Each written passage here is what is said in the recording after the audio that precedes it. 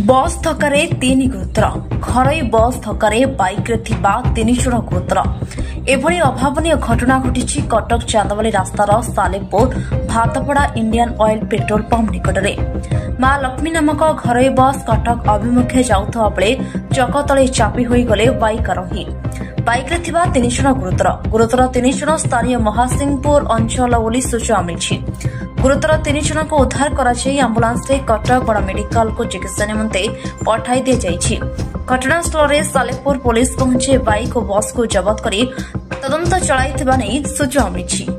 दीपक कुमार षडंगी का report, star 1 TV.